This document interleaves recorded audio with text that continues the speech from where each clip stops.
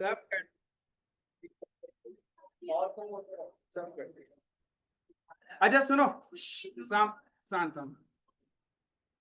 अच्छा सुनो, let's start new chapter company accounts. सुनो मेरी बात, कोई भी बोर्ड से, सीबीएसई, सेबा, ISC, basic concept company accounts का सेम है। ठीक है, प्रैक्टिकल एस्पेक्ट्स में जब जाएंगे तो फिर से अलग अलग कर दूंगा, बिकॉज प्रैक्टिकल क्वेश्चन स्पीड में मैच नहीं होगा।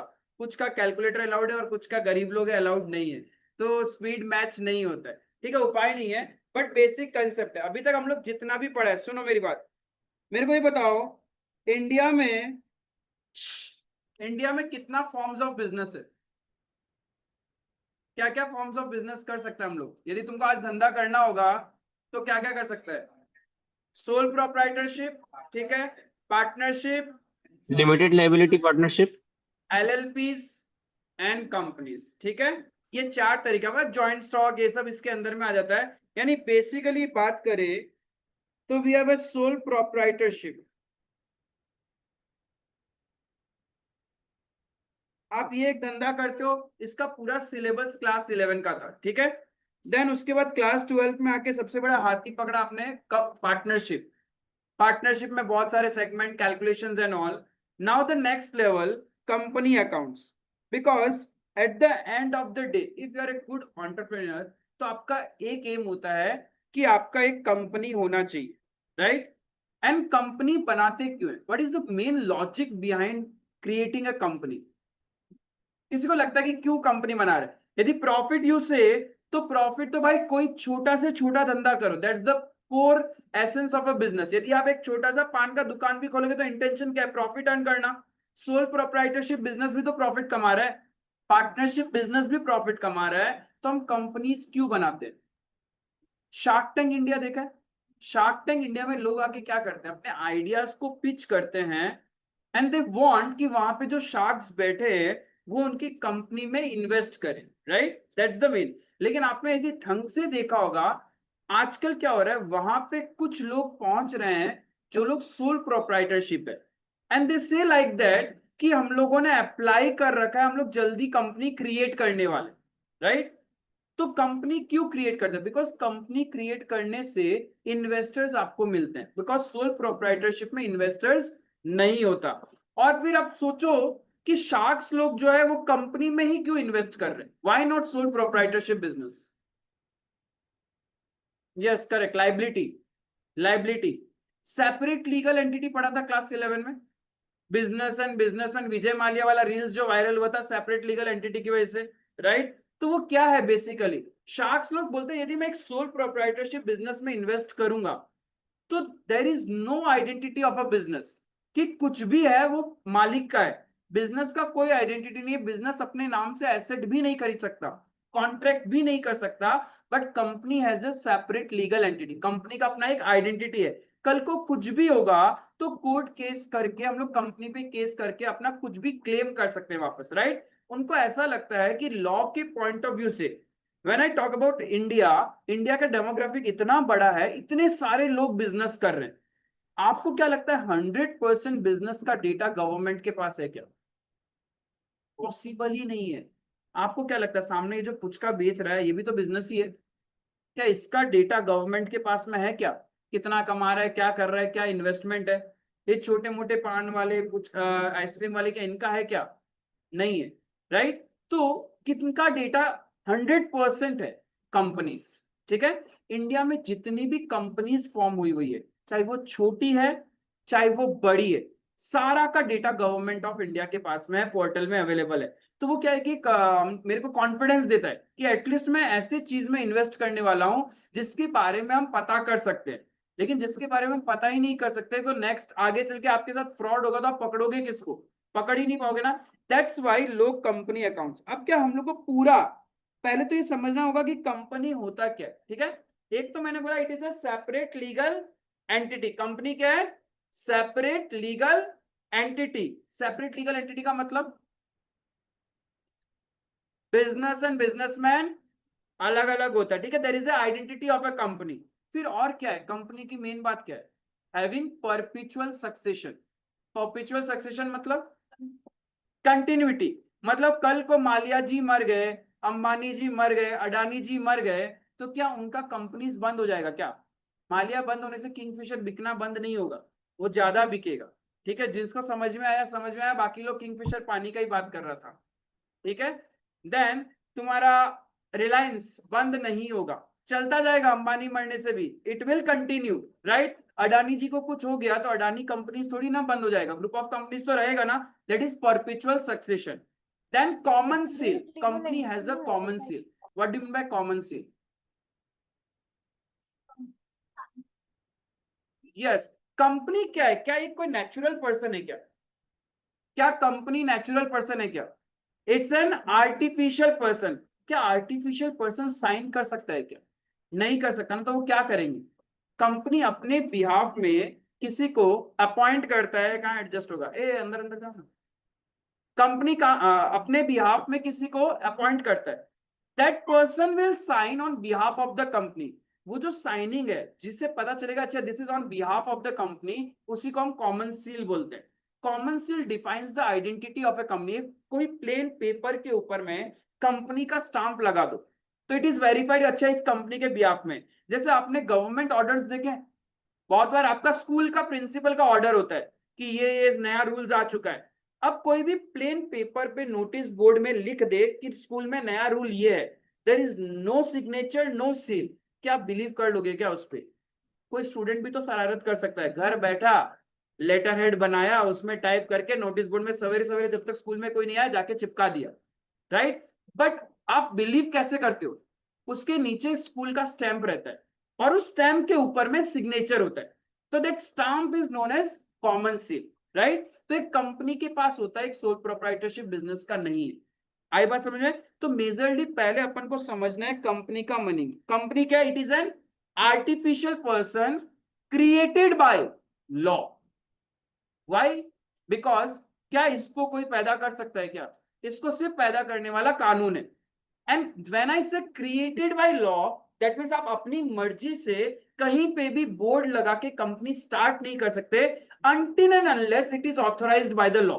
मतलब हमें लॉ से सर्टिफिकेट लेना पड़ता है कोई भी कंपनी स्टार्ट करने के लिए। लेकिन आज एक पुचका वालों को पुचका का ठेली गाड़ा स्टार्ट करने के लिए परमिशन लेना पड़ा क्या?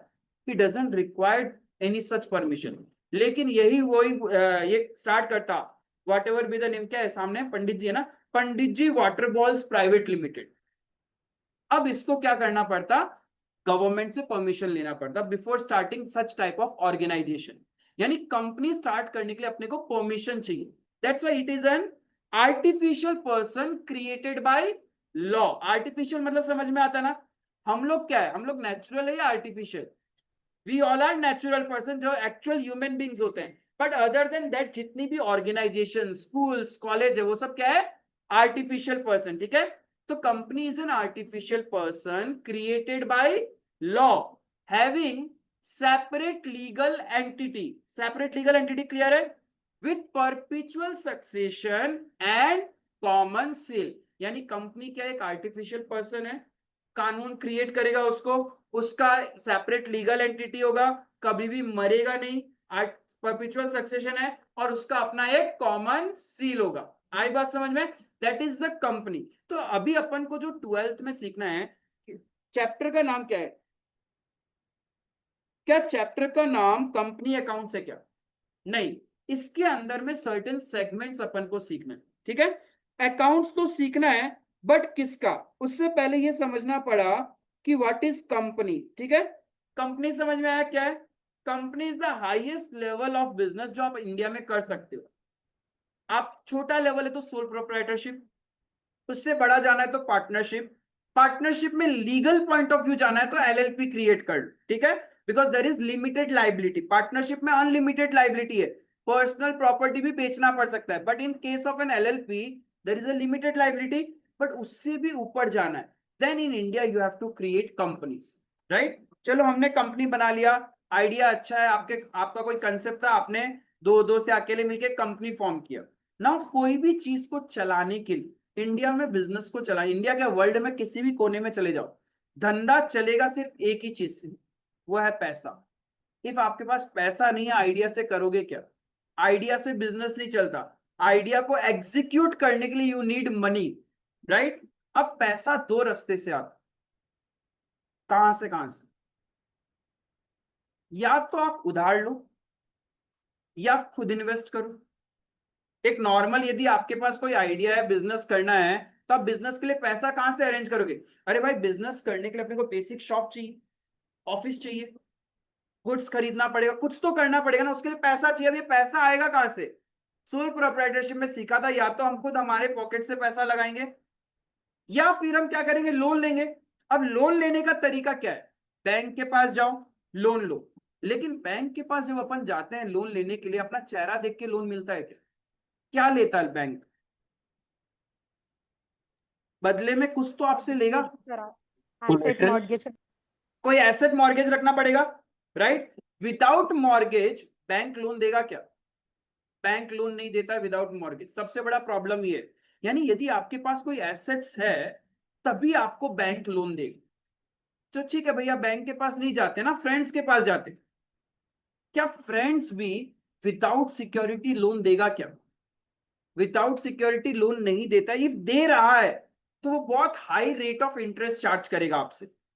रेट ऑफ इंटरेस्ट कम नहीं होगा, क्योंकि अनसिक्योर्ड कौन देता है भाई? अनसिक्योर्ड एनबीएफसीज देते हैं, नॉन बैंकिंग फाइनेंस कंपनीज। उन लोग अनसिक्योर्ड देते हैं क्योंकि उनका घर का पैसा है। और उन लोग, बैंक यदि आपसे रेट ऑफ इंटरेस्ट 8% लेगी ना, तो एक एनबीएफसी आपसे रेट ऑफ इंटरेस्ट लेगा 13%।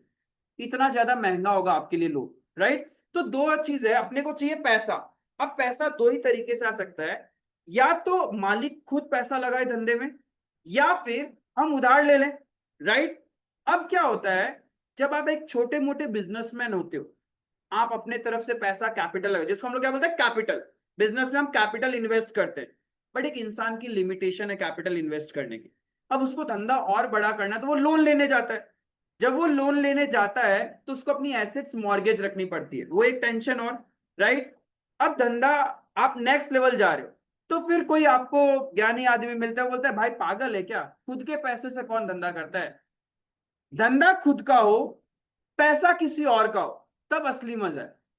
खुद का पैसा, खुद का धंधा, कभी भी मजा नहीं आएगा। क्यों मजा नहीं आएगा? कि उसमें ग्रोथ लिमिटेशन है और आपका रिस्क है। लेकिन सोचो, पैसा किसी और का, धंधा किसी और का, तो कमा के क्या मजा आएगा ना। आज की डेट में रिलायंस, अडानी या फिर जोमेटो से जो कुछ भी बड़ी बड़ी कंपनीज है, पैसा किसका है? पीडब्ल्यू फिजिक्स वाला जब कुछ नहीं था, प्यार से यूट्यूब में अच्छे से पढ़ा रहा था। बट आज की डेट में ये जो हर सिटी के अंदर नई नई बिल्डिंग्स लिए जा रहे हैं, ऑफलाइन सेंटर्स खोल रहे हैं, 500, 1000, 1500 रुपए में कोर्स बेच रहे हैं, इतना हिम्मत कहां से आया?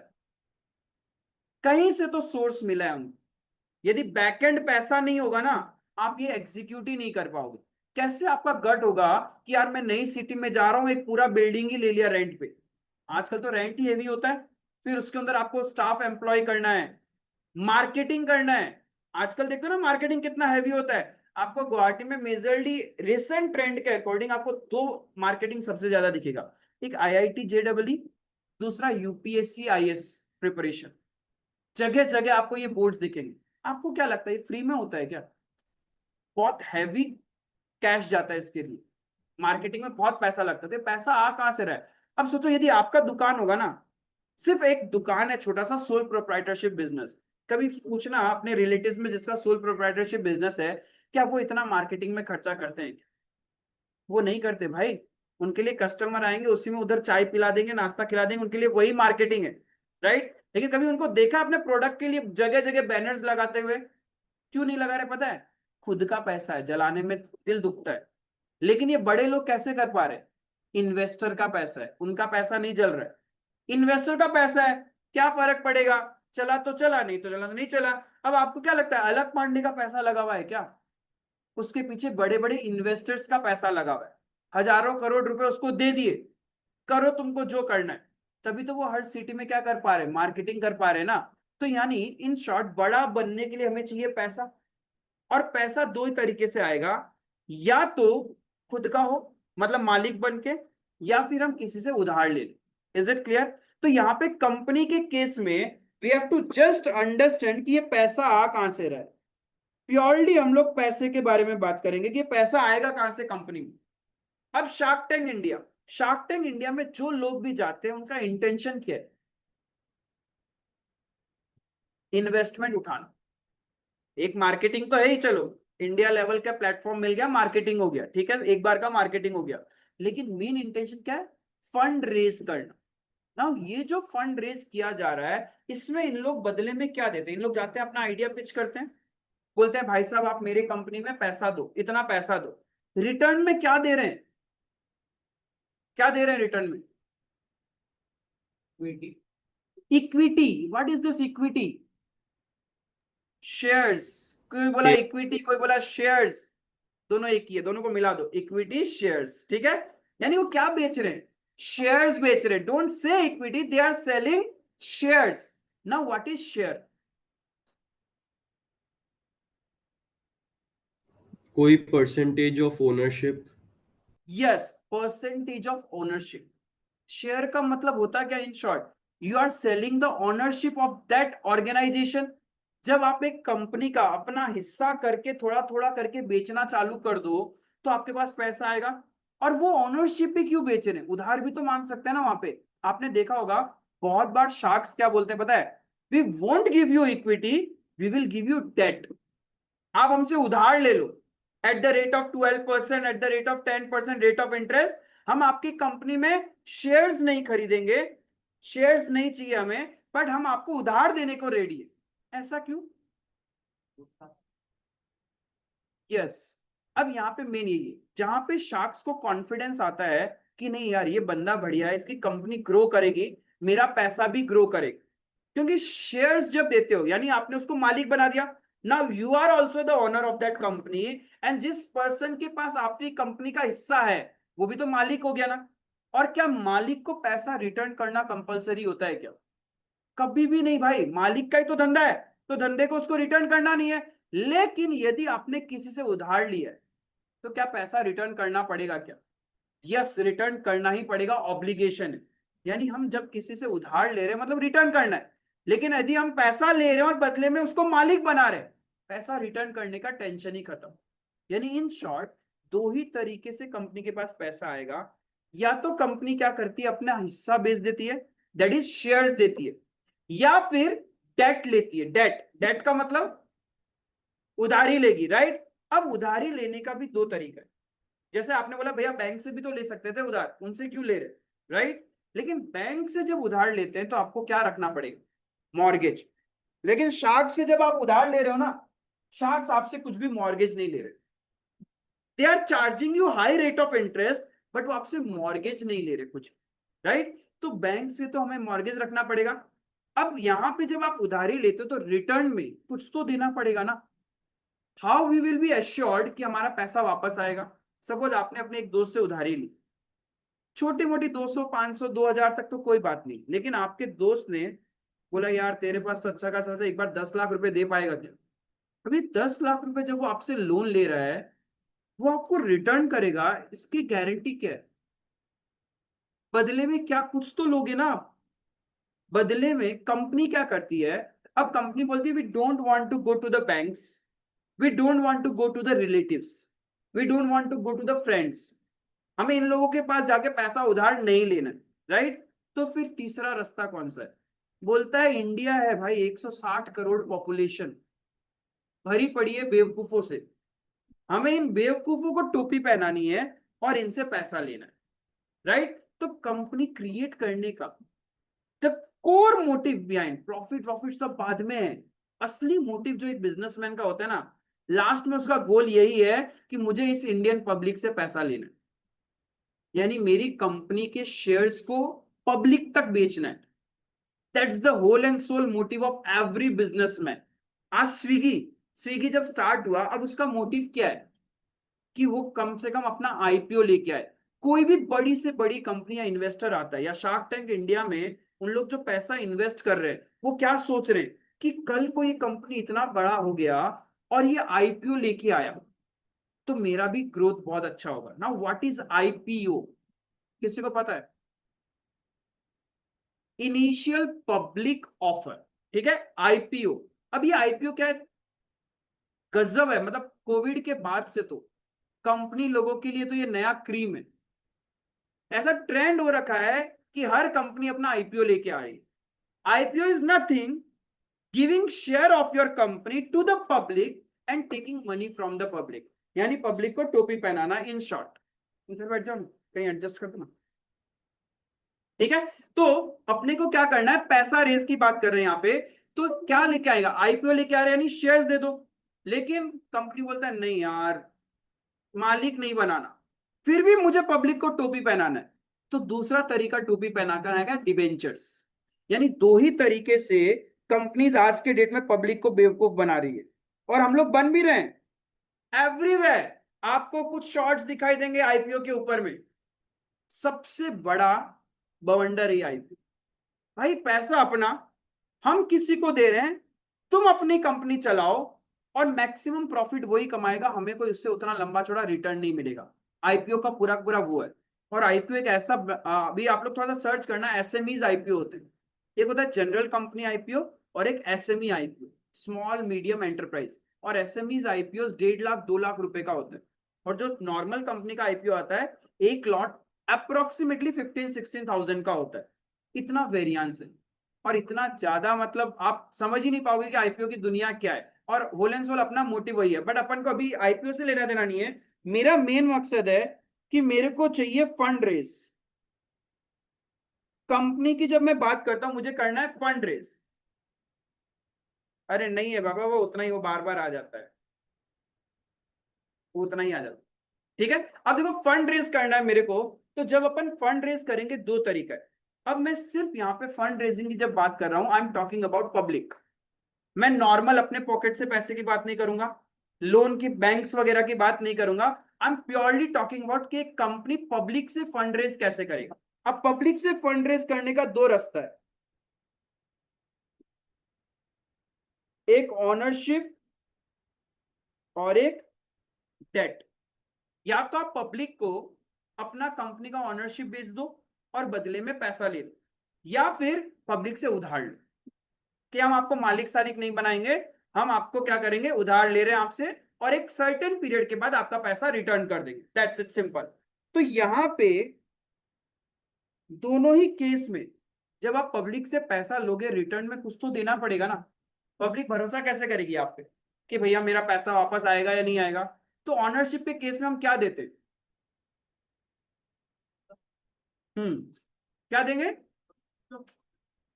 ऑनरशिप में हम कंपनी को एक सिक्योरिटी देते हैं कंपनी का, that is known as shares. Shares क्या चीज, नहीं, that's a different thing. That's उसके साथ एड ऑन फीचर्स है जो मिलेगा। आज मैंने पैसा लिया आपसे और मेरी कंपनी के क्या दे दिए, शेयर्स दे दिए, राइट। देन डेट के केस में, डेट के केस में कोई नाम सुना है, कोई तो सही कोई। डेट के केस में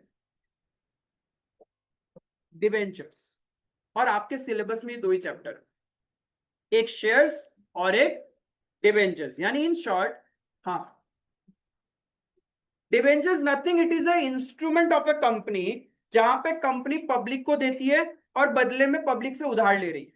यानी जब आप किसी से पैसा लोन लेते हो, तो रिटर्न में कुछ तो देना पड़ेगा ना, कि एज ए एश्योरेंस। हम जब बैंक से लोन लेने जाते हैं तो बैंक को कुछ ना कुछ मॉर्गेज रखते हैं ना। सिमिलरली जब आप पब्लिक से लोन ले रहे हो, तो रिटर्न में कुछ तो देना पड़ेगा ना, एज ए एश्योरेंस। कल को कोई भी इंसान आपसे पैसा मांगने आ जाए, आप उसको मना कर दो, मैंने तो आपसे लोन लिया ही नहीं। अब वो प्रूफ कैसे करेगा कि नहीं सर मैंने आपको ही लोन दिया था। तो वो एक डॉक्यूमेंट लेके आएगा, बोलेगा देखिए सर ये आपके कंपनी का नाम लिखा हुआ है, इतना रुपए मैंने लोन दिया था, ये टर्म्स एंड कंडीशन था। तो वो जो डॉक्यूमेंट है, that document is treated as debentures. ठीक है, आई बात समझ में। तो बेसिकली अपना जो 12th का सिलेबस है, वो ये दो चीज के बारे में अकाउंटिंग करना है, shares and debentures, that's it. इसके अलावा नहीं। क्या हमें एक्सपेंसेस, इनकम, ये सब पूरा जो पीएनएल बनाते हैं वो बनाना है, नहीं बनाना। Purely we will discuss about, पहला डिस्कशन चलेगा शेयर्स के बारे में, second chapter relates to your debentures. ठीक है, अब एक बात बताओ, ये शेयर्स, शेयर्स मतलब समझ में आया क्या होता है, means part of a company. ठीक है, सपोज मैं ऐसा बोलूं ये एक बड़ी सी कंपनी है,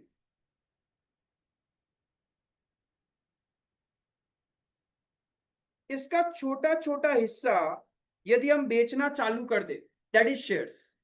एक बड़ी सी कंपनी का स्मॉल स्मॉल पार्ट जब आप दूसरों को बेचना स्टार्ट करते हो ना, that is known as share, right. हमने हमारे कंपनी का हिस्सा बेच दिया, दैट इज शेयर्स। अब यहां पे शेयर्स बेचेंगे कैसे? शेयर मार्केट सुना? क्या होता है वहां? Sir, शेयर्स buying का and selling of shares. Buying and selling of shares, यानी the main target of a company to reach the share market. अब ये शेयर मार्केट को हम लोग, उसमें जितना भी कंपनीज है उन कंपनीज को बोलते हैं लिस्टेड कंपनीज। क्या बोलते हैं? Listed companies. क्या कल हम हमारा कंपनी चालू करके लिस्ट करवा सकते हैं क्या? क्यों? बहुत बड़ा फॉर्मेलिटीज है।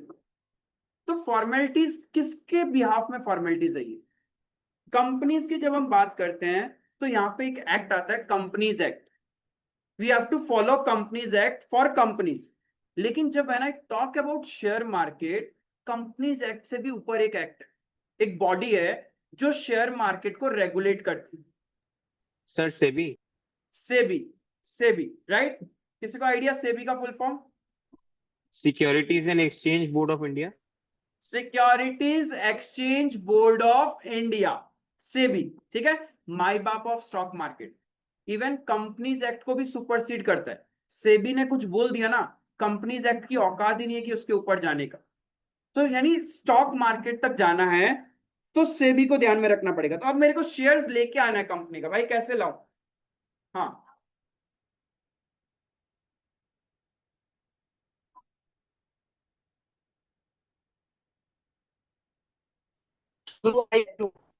हाँ, राइट। शार्क टैंक इंडिया में जितना भी कंपनीज आता है, these are all unlisted companies, छोटा छोटा कंपनीज है।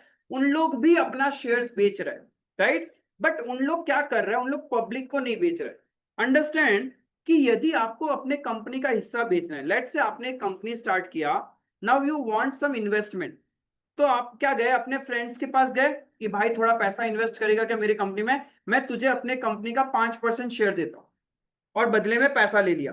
देन आप अपने रिलेटिव्स के पास गए कि अपने और सारा आइडिया वाइडिया बताया और उनको अपना हिस्सा दिया और पैसा लेके आ गए, राइट। फिर आपके कुछ एनआरआई फ्रेंड्स है, आप उनके पास गए, उनसे भी पैसा ले लिया, but you can not go to the public, that's strictly prohibited. Because public आपको जानती नहीं, वो पैसा क्यों देगी?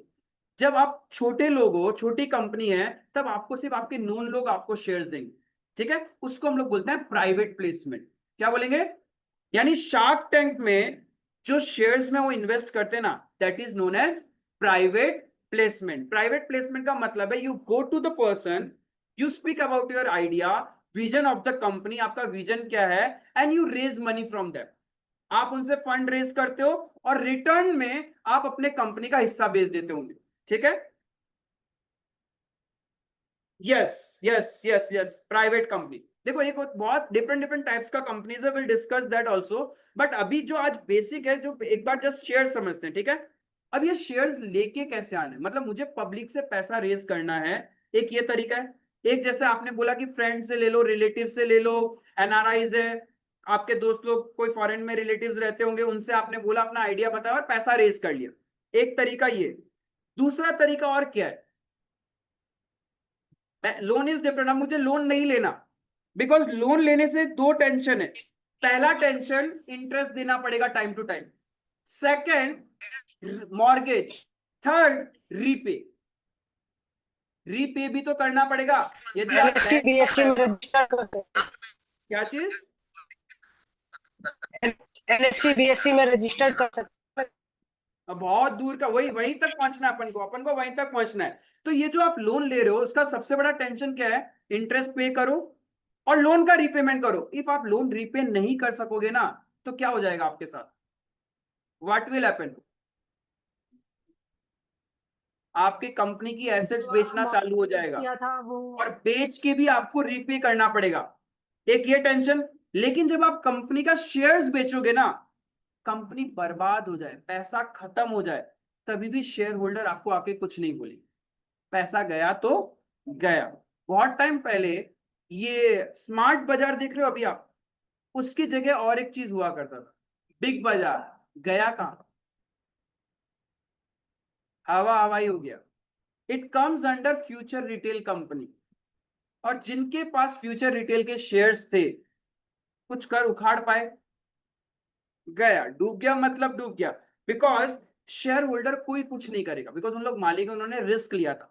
यही यदि आपके पास डिवेंचर्स थे उस कंपनी के, तो आप उस कंपनी की एसेट सेल आउट होगी, सेल आउट होने के बाद आपको अपना पैसा मिलता, बट शेयर्स के केस में नहीं मिलता। समझ में आया? बहुत अच्छा चीज है, बट इतना आसान भी नहीं है। तो मुझे फर्स्ट ऑफ ऑल ये समझना है कि शेयर्स में बेच कैसे सकता हूं। जैसे आपने बोला कि shark tank private placement, friends relatives NRIs private placement, ठीक है। उसके बाद और कैसे बेचूं? अपनी कंपनी के शेयर्स बेचूं कैसे? मेरे को पैसा चाहिए कंपनी में। स्टॉक एक्सचेंज, किसी ने तो बोला स्टॉक एक्सचेंज, स्टॉक मार्केट में। लेकिन स्टॉक मार्केट में मैं जाऊंगा तो वहां पे पब्लिक के थ्रू जाना पड़ेगा, एक तरीका है स्टॉक एक्सचेंज। और कैसे बेच सकता हूं? ब्रोकरेज, ब्रोकर्स के थ्रू स्टॉक मार्केट में जाएंगे, उसके थ्रू। मैं ऐसा बोलूं कि मेरे को एक बहुत बड़ी मशीनरी चाहिए, राइट? मैं किसी वेंडर के पास गया, मशीन खरीदा, नाउ रिटर्न में मुझे उसको पैसा देना है, मैंने उसको अपने कंपनी के शेयर्स दे दिए। बार्टर सिस्टम पॉसिबल है, जरूरी तो नहीं ना एवरी टाइम आप पैसा दो। यदि that vendor is ready to accept the shares of my company, तो मैं उसको दे सकता हूं ना। बार्टर सिस्टम, मैं उस तरीके से शेयर्स दे दूंगा। देन कंपनी को क्रिएट करने के लिए, कंपनी को क्रिएट करने के लिए बहुत सारा काम होता है। ऐसा ही नहीं है रात को भगवान श्री कृष्ण ने आके एक सपना दिया, सवेरे आपकी कंपनी चालू हो गई। बहुत मेहनत करना पड़ता है, और इस मेहनत करने में इनिशियल 2-3 लोगों का हाथ होता है, जो पूरा रिसर्च करते हैं, R&D करते हैं, पेपर वर्क करते हैं, ठीक है। एंड देन कंपनी को क्रिएट करते हैं। अब ये जो लोग हैं जिन्होंने कंपनी बनाई है, वो बदले में कंपनी से अपना फीस चार्ज करते हैं, ठीक है। फीस चार्ज करते हैं, उनको हम लोग बोलते हैं प्रोमोटर्स। क्या बोलते हैं? Promoters, who basically creates the company. अब उन लोग बदले में पैसा लेते हैं। अब उनके फीस के बदले में हम क्या दे सकते हैं? शेयर्स दे दो। भाई आप अपने कंपनी के आदमी हो, एक काम करो, पैसा नहीं लेके आप हमारी कंपनी के शेयर्स ले लो। That is also possible. यानी वेरियस वेज है। हाँ, एम्प्लॉयज को शेयर्स दे सकते हैं, ठीक है। बट एम्प्लॉयज को जो शेयर्स देते हैं, जैसे कि पेटीएम, पेटीएम का जब लिस्टिंग हुआ था, अचानक से right from the first day, जिस दिन पेटीएम इनकॉर्पोरेट हुआ, मतलब पेटीएम एज ए कंपनी बना, उस दिन से लेके जब तक पेटीएम का शेयर्स स्टॉक मार्केट में लिस्ट नहीं हुआ, वो एम्प्लॉयज उसके साथ जुड़े हुए थे। कुछ पुराने एम्प्लॉयज होते हैं जो स्टार्टिंग फेज से लेके ग्रोथ स्टेज तक उनके साथ रहते हैं। तो उस स्टेज में कंपनीज क्या करती है, सर्टेन नंबर ऑफ हिस्सा, अपना हिस्सा अपने एम्प्लॉयज के लिए रिजर्व रखती है। That is known as ESOP, that is known as ESOP, employ stock option, right. तो कंपनीज ESOP बोल के, आप देखना फिर से आप शार्क टैंक देखोगे ना, तो उन लोग अपना इक्विटी का स्प्लिट बताते हैं कि इतना परसेंट इसके पास है, इतना परसेंट मेरे पास है, और इतना परसेंट हमने ESOP बना के रखा हुआ है। ESOP इज बेसिकली फ्यूचर में जब कंपनी बड़ा होगा, लिस्ट होगा, तो वो क्या करेंगे, अपने एम्प्लॉयज को दे देंगे। तो एम्प्लॉयज को उस कंडीशन में दिया जाता है, but not against the salary. हम सैलरी के अगेंस्ट में उनको शेयर्स नहीं देते, वो लेगा ही नहीं, कोई एम्प्लॉय काम नहीं करेगा। फिर तो क्या होगा कि सब लोग हायर करेंगे, उनको शेयर्स ही देते रहेंगे। सैलरी का क्या करोगे? अब घर जाएंगे, बीवी बोलेगी लाओ भाई तो खाओ, शेयर्स खाते हैं, काम करते हैं, शेयर्स की रोटी, शेयर्स की सब्जी, तो नहीं चलेगा। शेयर्स ऐसे नहीं होता, ESOP इज डिफरेंट, ठीक है। और कोई तरीका है क्या शेयर्स देने का? एक आपने बोला प्रोमोटर्स, एक प्राइवेट प्लेसमेंट, फिर बार्टर सिस्टम कंसिडरेशन, जहां पे हमने मशीनरी खरीदा, मशीनरी के बदले में शेयर्स दे दिया। और एक तरीका है, आजकल देखो एक्विजिशन होता है, एक कंपनी दूसरा कंपनी को खरीद लेता है। जैसे टाटा ने लैंड रोवर को खरीदा, राइट। फिर आपका ये स्टारबक्स, स्टारबक्स भी तो टाटा ग्रुप के अंदर ही आता है ना। तो स्टारबक्स तो कोई और किसी का था, तो टाटा ने क्या किया, खरीद लिया। फेसबुक ने क्या किया, व्हाट्सएप को एक्वायर कर लिया। अभी जो एक्विजिशन का माहौल चल रहा है, एक कंपनी दूसरे कंपनी को खरीदता है, तो जब खरीदेगी तो रिटर्न में पैसा तो देना पड़ेगा ना, राइट। सामने वाले ने तो अपनी कंपनी बेच दी, तो जो मालिक लोग हैं उनको पैसा चाहिए, तो पैसे के बदले में हम लोग क्या कर सकते हैं, हमारे कंपनी के उनको शेयर्स दे सकते हैं। एंड द लास्ट इज कि हम नॉर्मल पब्लिक को शेयर्स दे सकते हैं। इन शॉर्ट, शेयर्स देने का बहुत सारा तरीका है। बट जब आप प्राइवेट प्लेसमेंट करते हो उसमें क्या होता है, प्राइवेट प्लेसमेंट फिर से मेरे को समझाना क्या होगा, फ्रेंड्स, रिलेटिव्स, एनआरआईज, बड़े बड़े म्यूचुअल फंड्स इनको बेच रहे हो, shark tank. Shark tank is basically private placement. उसमें क्या करते हैं हम, उसमें हम जाते हैं, अपने कंपनी का आइडिया पिच करते हैं, अपने कंपनी के बारे में बताते हैं, और सामने वाले को कन्विंस करते हैं कि वो हमारे पास इन्वेस्ट करे, एंड बदले में हम शेयर देते हैं और पैसा लेके आ जाते हैं। तो प्राइवेट प्लेसमेंट में हम खुद जा रहे हैं जहां पे अपना आइडिया पिच कर रहे हैं, राइट। फिर मशीन खरीदा और बदले में शेयर्स देना, उसमें भी हम अपने बारे में सब कुछ बता पा रहे हैं। लेकिन व्हाट अबाउट पब्लिक, यदि आपको अपने शेयर्स पब्लिक को बेचना है तो क्या अपना हर एक पब्लिक को अपना आइडिया बताओगे क्या? पब्लिक एन नंबर है, आप हर एक इंसान रास्ता मिला, हाँ भाई मैं ये कंपनी बना रहा हूं, इतनी बड़ी बनेगी, सोच तू आज 100 रुपए लगाएगा ना, तेरा पैसा 1 लाख हो जाएगा। चलो समझा दिया, हिम्मत था, सवेरे सवेरे फ्रेश नहा धो के घर से निकले थे, 2 कदम और चले, एक आदमी और मिला, हाँ भाई तुझे भी समझाता हूं। अरे ऐसे करते करते कितने लोगों को समझाओगे, पागल हो जाओगे, नहीं बता पाओगे ना, तो फिर कैसे पहुंचोगे पब्लिक तक? हाउ? एडवर्टाइजमेंट क्या करें, बैनर लगाएं? बैनर लगाने से नहीं आएंगे शेयर होल्डर, और बैनर में आप कितनी इंफॉर्मेशन दिखाओगे, पब्लिक के पास कैसे पहुंचोगे? अब बताओ, सोचो तुम्हारी कंपनी है, now you want to raise fund from the public, कैसे करोगे, कैसे बताओगे? Yes, the right medium is broker. हाँ तो बोला, वापस तो बोलो, ब्रोकर। अब ये ब्रोकर्स करते क्या है, कभी देखा है कहीं पे बहुत अच्छा अच्छा प्रॉपर्टीज बेचना होता है, एंड आपके पास पैसा है, आपको पता कैसे चलता है कहीं पे प्रॉपर्टी बिक रही है? आपके पास एक आदमी आता है, बोलता है भाई जी आप बोल रहा था नहीं पैसा बहुत है, वहां एक प्रॉपर्टी बिक रहा है, आप खरीदोगे क्या, राइट। तो यानी बेसिकली ब्रोकर, ब्रोकर के पास क्या होते हैं, क्लाइंट्स होते हैं, लाइक आस जनरल पब्लिक। तो हम लोग क्या करते हैं, ब्रोकर को अपॉइंट करते हैं एंड बोलते हैं भाई साहब मेरे को पब्लिक को शेयर्स बेचना है, you have a connection with the public, अपने को बेचना है। तो वो ब्रोकर क्या करता है, अच्छा ठीक है डन सर, मैं आपके कंपनी के शेयर्स बेच दूंगा, आप टेंशन मत लो, ठीक है। बदले में कुछ लेगा क्या वो? अरे घर का आदमी है, पैसा क्या देना, चलेगा ना? क्या है, मोतीलाल ओसवाल के साथ आप मीटिंग करोगे और बोलेगे अरे मोती भाई जी आप तो अपने ही हो, बेच दो ना, आपके इतने सारे क्लाइंट है, चलेगा क्या? एंजल ब्रोकिंग वाले से मीटिंग करोगे, शेर खान वाले से मीटिंग करोगे, चलेगा? जीरोदा, इन लोग से आप ऐसे ही बोलोगे और बेच देंगे क्या आपके कंपनी के शेयर्स? बदले में क्या लेंगे? फीस लेंगे, राइट। अब उस फीस के बदले में भी हम शेयर्स दे सकते, उस फीस के बदले में भी आप शेयर्स दे सकते हो, राइट। नाउ अंडरस्टैंड, ये जो ब्रोकर है इसको अकाउंट्स या फिर कंपनीज की लैंग्वेज में क्या बोलते हैं, that is underwriter. Broker is known as underwriter. अब क्या है, what do mean by underwriter?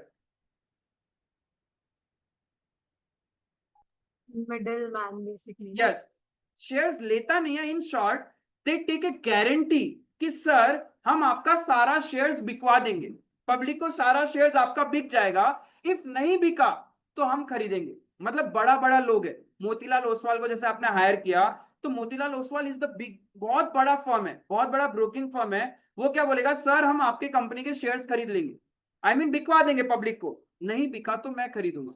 क्या जरूरी है क्या ऐसे आदमी को हायर करना? अंडरराइटर को अपॉइंट करना जरूरी है क्या, कंपलसरी है क्या? आपको क्या लगता है? कंपल्सरी नहीं है, Why? पर अगर अच्छा होगा अगर रहेगा, क्योंकि हम लोग का सारा शेयर बिक जाएगा ना उनके कारण। आपको खुद पे भरोसा नहीं क्या, खुद नहीं बेच सकते क्या? क्यों अंडरराइटर जरूरी है? पब्लिक को ट्रस्ट इश्यूज इन्फॉर्म, ठीक है, लेकिन खौफ है, समझना। ये अंडरराइटर को क्यों अपॉइंट किया जाता है, समझना। जब आप पब्लिक के थ्रू जा रहे हो, you have to go through the stock market. अब stock market is regulated by SEBI, SEBI का full form securities exchange board of India, SEBI, ठीक है। अब सेबी का एक रूल है, सेबी बोलता है यदि आप अपनी कंपनी को मेरे दरवाजे पे लेके आओगे और उसके थ्रू पब्लिक को शेयर्स दे रहे हो, जितने नंबर ऑफ शेयर्स आप मेरे यहां से बेचोगे, यदि पब्लिक 90% नहीं खरीदेगी ना, मैं आपको यहां से लात मार के निकाल दूं और फिर आप ताज जिंदगी मेरे पास वापस नहीं आ पाओगे। यानी मिनिमम 90% जितना आप ऑफर कर रहे हो उसका 90% सेल आउट होना पड़ेगा एज पर सेबी। यदि सेल आउट नहीं होता है ना, सेबी आप पे पेनल्टी लगाएगी, इंटरेस्ट चार्ज करेगी और कभी भी आप वापस से सेबी में एंटर नहीं कर पाओगे, मतलब स्टॉक को लिस्ट नहीं करवा पाओगे। इस खौफ की वजह से हम लोग क्या करते हैं, अंडरराइटर को अपॉइंट करते हैं। समझ में आया, आई बात समझ में? तो अंडरराइटर बेसिकली चाहिए या नहीं चाहिए? क्यों चाहिए? सो दैट हम सेबी का रूल्स फॉलो कर सके। Is it clear? अब देखो यहाँ पे ये तो समझ में आ गया कि पब्लिक को देना है अंडरराइटर, और बहुत सारा लंबा प्रोसेस चलेगा पब्लिक के लिए। एंड डेट, डेट के लिए क्या सिक्योरिटीज दोगे? What security you will give for, क्या चीज?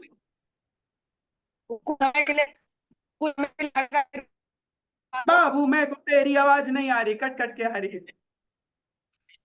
अच्छा, ऑनरशिप के लिए कौन सा सिक्योरिटीज देना है कंपनी का? शेयर्स। और डेट के लिए debenture. there is the third security of a company known as bonds, ठीक है। there are total 3 securities of a company: shares, debentures, bonds। ध्यान रखना, एमसीक्यूज में बहुत काम आएगा। We will write down everything, कोई इश्यू नहीं है नोट्स के अंदर में। टोटल 3 सिक्योरिटीज है कंपनी का, कौन सा? Shares, bonds. अरे बाकी लोग टोटल कितना सिक्योरिटीज है? कौन सा? ए सबका आवाज ही नहीं आया। कौन सा सिक्योरिटीज है? शेयर्स देने से क्या मिलेगा? Ownership. Where is debentures and bond से डेट, ठीक है, उधारी, नथिंग मोर देन दैट। हाँ नहीं, nowadays companies can also issue bond just like shares, stock market में डिबेंचर्स भी मिलते हैं। हाँ, डेट सिक्योरिटी। आजकल बॉन्ड्स, पहले बॉन्ड सिर्फ गवर्नमेंट को अलाउड था, but nowadays company can also issue bonds, laws है वहां पे, ठीक है। अब समझो शेयर्स कितना तरीके का है। There are 2 type of shares which can be issued by the company. Number 1 equity share, number 2 preference shares. 2 तरह का शेयर्स कंपनी दे सकता है, one is equity share, another one preference shares. दोनों में डिफरेंस क्या है? अच्छा मुझे ये बताओ, कोई इंसान शेयर्स में इन्वेस्ट क्यों करेगा?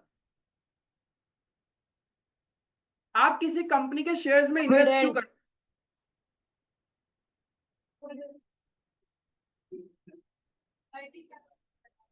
अर्निंग कैपेसिटी कैसे बढ़ेगा? वोटिंग राइट्स के लिए कोई शेयर्स? आप जाते हो क्या? सपोज आपके पापा ने 100% स्टॉक मार्केट में बहुत सारी कंपनीज के शेयर्स खरीद रखे होंगे, उस कंपनीज की एजीएम होती है, क्या आपके पापा जाते हैं क्या? नहीं जाते। वोटिंग राइट्स के लिए कुछ नहीं होता। Capital appreciation, capital appreciation. क्या चीज? Dividend, right. शेयर्स में इन्वेस्ट करने का 2 लॉजिक है। पहले रुका थांबा, शेयर्स में 2 लॉजिक से हम इन्वेस्ट करते हैं। एमआरएफ का शेयर प्राइस क्या आज का? 1 लाख समथिंग। एक शेयर एमआरएफ का खरीदने के लिए अप्रोक्सीमेटली 1 लाख आपको इन्वेस्ट करना पड़ेगा। रिलायंस का एक शेयर खरीदना हो तो अप्रोक्सीमेटली, अभी तो आज तो गिरा हुआ ही होगा, आज तो प्राइस ही गिरा हुआ होगा। 1600 हो गया सर, कितना हो गया? 1600 हो गया सर। 1495, मतलब अप्रोक्सीमेटली 1500 रुपीज आपको पे करना पड़ेगा और रिलायंस का एक शेयर आ जाएगा ना। व्हाई यू विल इन्वेस्ट 1500 इन रिलायंस? आपको ऐसा एक्सपेक्टेशन होगा that share price will increase. जब शेयर प्राइस बढ़ेगा तो आपको फायदा होगा ना, राइट। एंड दूसरा क्या है? डिविडेंड। क्योंकि एज ए मालिक क्या आपको इंटरेस्ट मिलेगा क्या? इंटरेस्ट किस पे मिलता है? लोन पे। क्या मालिक लोग को इंटरेस्ट मिलता है क्या? नहीं, दे गेट अ डिविडेंड। यानी जब कंपनी अपना प्रॉफिट डिस्ट्रीब्यूट करती है to the share holder, that profit is termed as dividend. Is it clear? तो हम शेयर्स में क्यों इन्वेस्ट करें? To get a dividend. तो भाई साहब दो शेयर्स है, one is equity, another one is preference.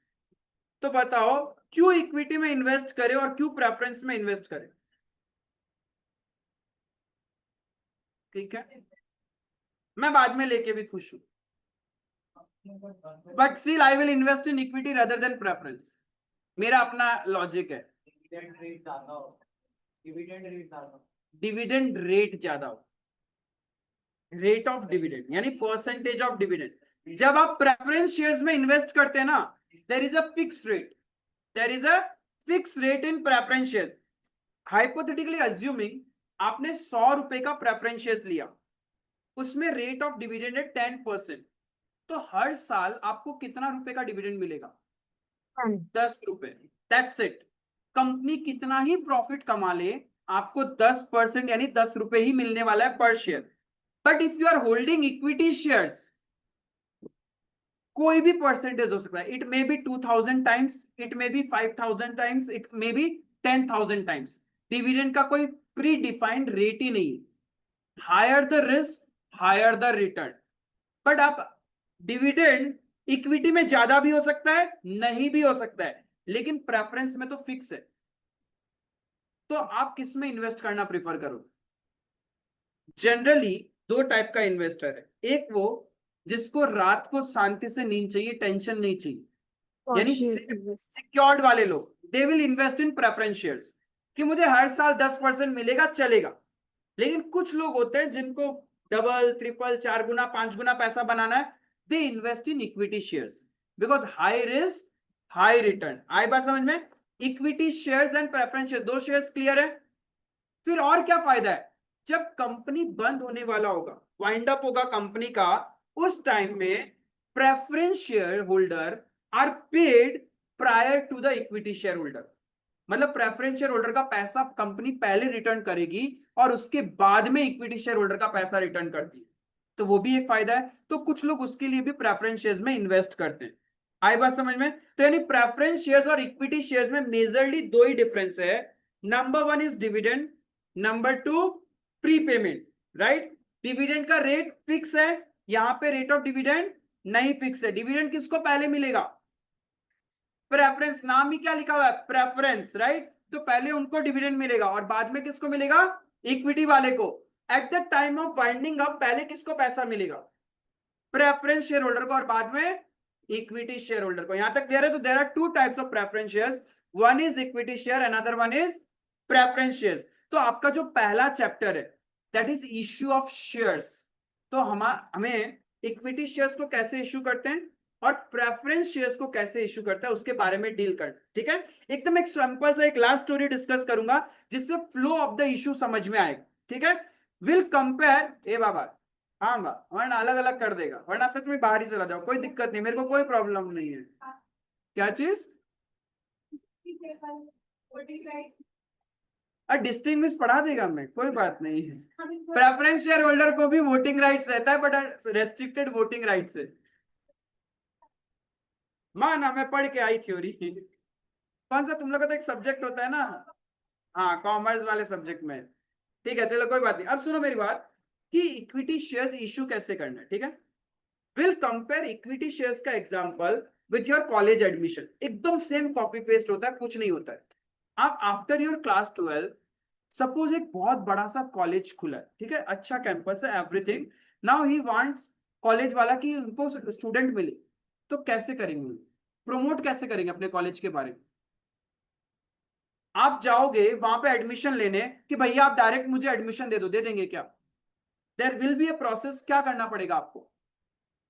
सबसे पहले क्या करना पड़ेगा? लेट्स से सपोज आपको डीयू में ही एडमिशन लेना है, क्या सीयूईटी छोड़ो, आपको अप्लाई करना पड़ेगा सबसे पहले। विदाउट फॉर्म भरे आपको एडमिशन मिलेगा क्या? सेम थिंग कंपनी का शेयर्स है। यदि आपको किसी कंपनी का शेयर्स खरीदना है, you have to apply for that. Right? और जब हम अप्लाई करते हैं, क्या फ्री में अप्लाई हो जाता है क्या? वी हैव टू पे सर्टेन एप्लीकेशन फीस। तो सिमिलरली शेयर्स में भी हम एप्लीकेशन फीस पेमेंट करते हैं। ठीक है भाई, हमने अप्लाई कर दिया, लेकिन एक बात बताओ, कुछ सर्टेन कॉलेजेस में ही आप अप्लाई करो। अब ये कैसे डिसाइड करते हैं कि हम इन्हीं कॉलेजेस में, चलो आज तो बहुत सारा डेटा है हमारे पास में, पास स्टूडेंट से पूछ लेते हैं, गूगल कर लिया, ठीक है, लेकिन यदि कोई एक नया कॉलेज बना होगा, वो अपने बारे में कैसे बताएगा आपको कि आप अट्रैक्ट हो जाओगे और उसमें अप्लाई करो? सर उसका They डिटेल won't कुछ have any डालो। past record यदि नया है तो। कैसे कैसे ये फीचर्स के बारे में पता कैसे चलेगा? Sir advertisement. कितना दिखाएगा भाई, वो तो एडवर्टाइजमेंट में एक पेज के अंदर में तो सब कुछ नहीं आएगा। आज भी आपके स्कूल में किसी स्टूडेंट को एडमिशन लेना है ना, आपका एक एडमिन ऑफिस है, वहां पे वो एडमिशन फॉर्म के लिए जब आता है ना, एडमिशन फॉर्म चाहे तो एक पेपर का हो सकता था, बट वो एक सुंदर सा बुकलेट देते हैं।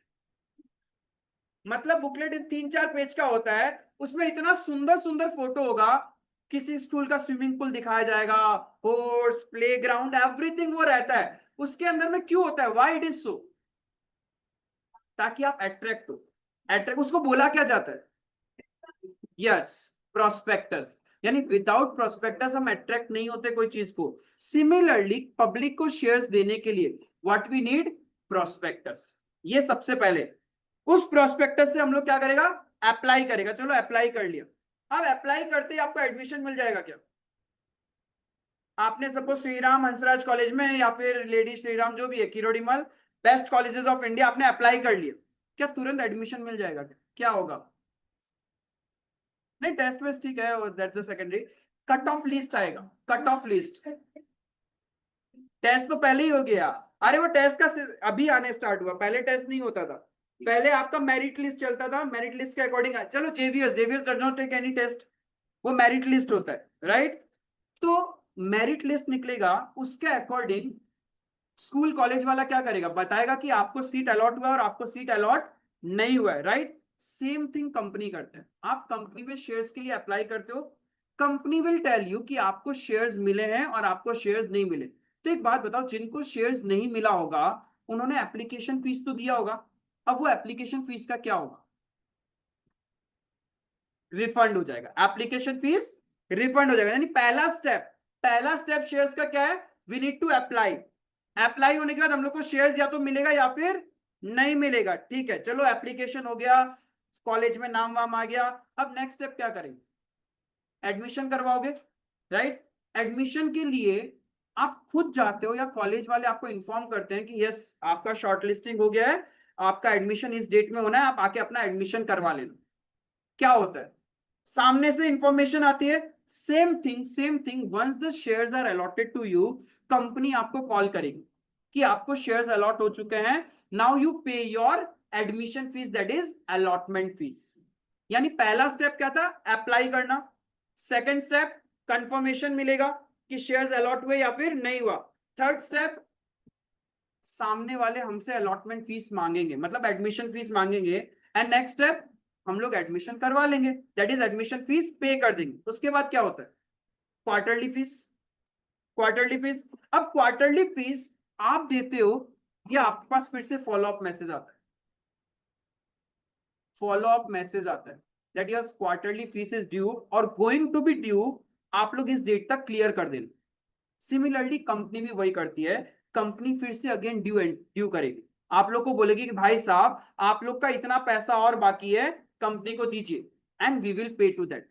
This is the complete process. अब इसके अंदर में भी कुछ अमीरजादे और कुछ गरीबजादे। अमीरजादे कैसे? वो क्या करेंगे? एडमिशन के टाइम में पूरा साल का फीस दे देंगे, बोले कचमच नहीं चाहिए, बार बार फॉलो अप वाला नहीं चाहिए, राइट? तो शेयर्स में भी ऐसा ही होता है कि आपसे जब अलॉटमेंट किया उसी टाइम आप अपना पूरा पैसा दे दोगे। अब कुछ लोग ऐसे बार बार उनसे पैसा मांगते रहो, दे देगा ना, दे देगा ना, और ऐसे करके उनका डेट चला जाता है। यानी उन लोग क्या करते हैं? एरियर करते रहते हैं। और तो जब एरियर करेगा तो what is the next step can be taken? क्या करेगा स्कूल वाला या कॉलेज वाला? आपसे फीस ड्यू हुआ, आपने फीस नहीं पे किया पहला क्वार्टर का, कॉलेज वाले के पास पेशेंस है, कोई बात नहीं। सेकंड क्वार्टर आया, यू डिडंट पे for your second quarter also, अब क्या करेगा? पैसा ही नहीं दे रहे हो, फाइन तो दूर का बात है। चलो फाइन तो चार्ज करेगा ही, लेकिन आप फाइन भी नहीं दे रहे, पैसा भी नहीं दे रहे, निकाल देगा, रेस्ट्रिकेट कर देगा। भाई बहुत हुआ, पैसा नहीं दे सकते तो आप ऐसी जगह जाओ जहां पे फ्री में पढ़ाई हो रही है। हमारे कॉलेज में तो पैसा लगेगा। सेम थिंग कंपनी के केस में, कंपनी आपसे पैसा मंगवाएगा इफ आपने टाइम टू टाइम कंपनी का पेमेंट नहीं किया। कंपनी हैज अ पावर कि आपको अपने लिस्ट से निकाल देगा, मतलब आपको शेयर होल्डर की लिस्ट से रेस्ट्रिकेट कर देगा। लेकिन एक बात बताओ, जब कॉलेज आपको निकालेगा, अभी तक जो पैसा आपने दिया है क्या कॉलेज रिटर्न करेगा? क्या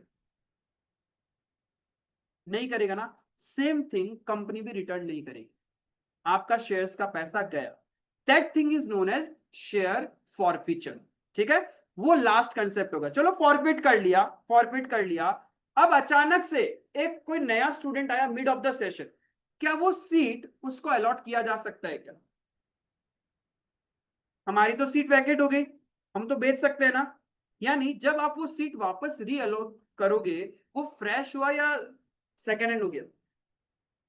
सेकेंड हैंड हो गया, क्योंकि फ्रेश होता है एकेडमिक के स्टार्टिंग में। यदि बीच में आपने किसी स्टूडेंट को निकाल दिया और उसकी जगह किसी और को एडमिशन दे रहे हो, वो तो सेकेंड हैंड हुआ ना। यानी उसको हम बोलते हैं री इश्यू करना। That will be the last step in our shares के चैप्टर में, री इश्यू करना। पहला स्टेप मैं फिर से बता रहा हूं, अप्लाई करेंगे कंपनी में, कंपनी हमें शेयर्स अलॉट करेगी, फिर कंपनी हमसे अलॉटमेंट फीस मांगेगी, हम कंपनी को अपना अलॉटमेंट फीस देंगे, फिर कंपनी हमसे क्वार्टरली फीस मांगेगी और हम कंपनी को अपना क्वार्टरली फीस पे करेंगे। अब कुछ लोग क्या होगा, अलॉटमेंट के साथ अपना क्वार्टरली फीस भी पे कर देगा, और कुछ लोग क्या होगा, ना तो अलॉटमेंट फीस दे रहा है ना क्वार्टरली फीस दे रहा है। तो कंपनी ऐसे शेयर होल्डर के साथ क्या करेगी, उनके शेयर्स को फॉरफिट कर लेगी। राइट, उनके शेयर्स को फॉरफिट कर लेगी। फॉरफिट करने के बाद कंपनी क्या कर सकती है, रीसेल कर सकती है। कंपनी वापस किसी और को रीसेल कर देगी। That's the overall process in shares. इससे ज्यादा प्रोसेस नहीं चलेगा, यानी पूरा कंप्लीट आपका शेयर्स का चैप्टर 11 जर्नल एंट्रीज में खत्म हो जाता है, 11 जर्नल एंट्रीज। ठीक है, नाउ एक चीज और, सिर्फ सब्सक्रिप्शन वाला पार्ट ले लेता हूं। लेट्स से कॉलेज में डीयू श्री राम कॉलेज, एक कितना सीट्स होगा वहां पे? 1000, मैं पकड़ रहा हूं 1000 नहीं है, बट 1000 स्टूडेंट्स एडमिशन ले सकते हैं एक सेशन में। कितना एडमिशन फॉर्म्स आते हैं? इन लैक्स। यानी सीट देने को कितना है, 1000, और एडमिशन फॉर्म्स इन लैक्स। कितना एडमिशन देगी कॉलेज? 1000। इसको हम लोग बोलते हैं ओवर सब्सक्रिप्शन। हम ऑफर कितना कर रहे हैं, 1000, खरीदने वाले कितने लोग हैं, लैक्स। तो this situation is known as oversubscription oversubscribed गया। सपोज आप 1000 शेयर्स ऑफर कर रहे हैं और बायर भी 1000 है, इसको हम बोलते हैं subscription at par. Subscription at par, जितना बेच रहे हैं उतना ही आया। हम 1000 शेयर्स ऑफर कर रहे हैं, but there are only 950 buyers, इसको हम बोलेंगे अंडर सब्सक्रिप्शन। ठीक है, हम लोग का पूरा नहीं बिक रहा है। तो एक बात बताओ, if you are offering 1000 shares and application 950 आया है, तो आप कितना शेयर्स अलॉट करोगे? कितना लॉजिकल है? 9, इतना नहीं सोचना था। मैं ऑफर कर रहा हूं 1000 और मेरे पास एप्लीकेशन ही 950 आया, तो मैं उसमें भी सोचूंगा क्या, नहीं नहीं इसका परसेंटेज अच्छा नहीं देते। अरे भाई, फिर तो 950 का 950 सीट्स अलॉट कर देंगे ना। आई बात समझ में? एप्लीकेशन आया 1000, हम ऑफर भी कर रहे हैं 1000 सीट्स, कितना अलॉट करेंगे? पूरा कर देंगे। जो ये नौटंकी है लिस्ट वाइज, वो कब करते हैं हम? ओवर सब्सक्रिप्शन के केस में। आई बात समझ में? तो ओवरऑल इतना चीज समझना है। कंपनी का डेफिनेशन क्लियर है? सुनो, ये नोट्स में आपको दे दूंगा, टेंशन मत लेना। ठीक है, अब देखो यहाँ पे कंपनी अकाउंट्स, कंपनी दो चीज है, एक इश्यू ऑफ शेयर्स एंड दूसरा डिवेंचर्स। शेयर्स और डिवेंचर्स दो सिक्योरिटीज। मैंने यहाँ पे तीसरा सिक्योरिटी का नाम इसलिए नहीं लिखा क्योंकि वो आपके सिलेबस का पार्ट नहीं है, because your book covers only shares and debentures. ठीक है, एंड दैट टू क्या क्या सिलेबस में है, एक चैप्टर है इश्यू ऑफ शेयर्स, एक चैप्टर है इश्यू ऑफ डिवेंचर। ठीक है, बट आईएससी एंड सेवा वालों का रिडम्पशन ऑफ डिवेंचर्स भी है। ठीक है, बट सीबीएसई वालों के लिए ये चैप्टर नहीं है। एंड ये वाला चैप्टर बायबैक ऑफ शेयर्स किसी के लिए भी नहीं। अब समझना मैंने ये टर्म क्यों लिखा, why I wrote buyback and why I wrote redemption. Redemption का मतलब क्या होता है, किसने बोला? रीपेमेंट। रिडम्पशन का मतलब रीपेमेंट।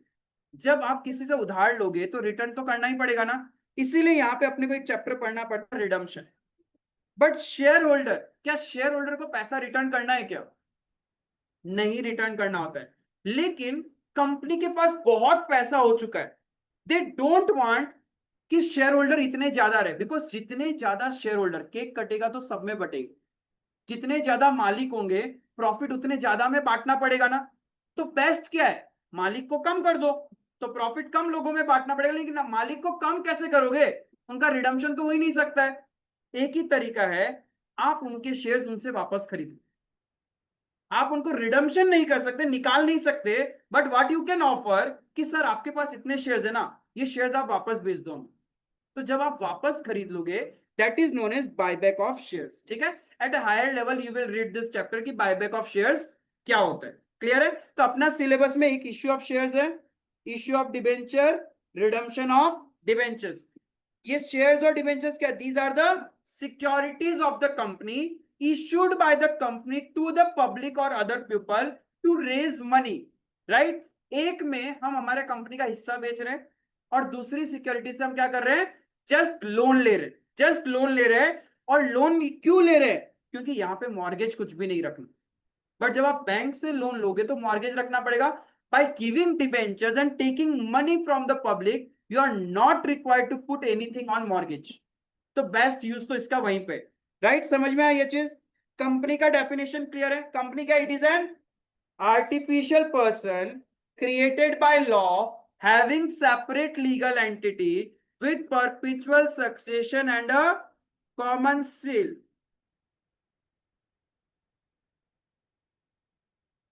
हाँ, पूरा लंबा लंबा ऐसा चैट जीपीटी की तरह लिख दिया तुम तो, क्यूमुलेटिव नॉन क्यूमुलेटिव प्रज्ञा मैं बताएगा, कोई बात नहीं। तो नहीं, वो एक था कोई, तो आई डोंट नो मतलब कौन था, पर आएगा वो आएगा कुछ टॉप आएगा, दिया सब तो कुछ फिर आएगा, सब कुछ आएगा, इसलिए वो हम आएगा वो आएगा। उसको गूगल से निकाल के दे। अरे सुनो, कंपनी को बनाओगे कैसे? यदि आपको अपना कंपनी क्रिएट करना है, जैसे आपको एक नॉर्मल दुकान खोलना होता है तो आपको एक जीएमसी लाइसेंस चाहिए, जो लोकल म्युनिसिपलिटी है वहां पे जाके आपको अप्लाई करना है और एक सर्टिफिकेट ले लेना है। ठीक है, लेकिन इफ आपको कंपनी क्रिएट करना है इंडिया में तो आपको एक ऑफिस जाना पड़ेगा जहां पे आपको 2 इंपॉर्टेंट डॉक्यूमेंट सबमिट करने, ध्यान रखना एमसीक्यू में काम आ सकता है। उस ऑफिस को हम बोलते हैं रजिस्ट्रार ऑफ कंपनीज। ठीक है, registrar of company, short form में आरओसी बोलते हैं। आरओसी के पास जाओगे, आपको अपनी कंपनी के 2 इंपॉर्टेंट डॉक्यूमेंट सबमिट करना है, one is MOA and other one is AOA. अब ये क्या है MOA and AOA? Yes, memorandum of association and article of association, दोनों में डिफरेंस क्या है?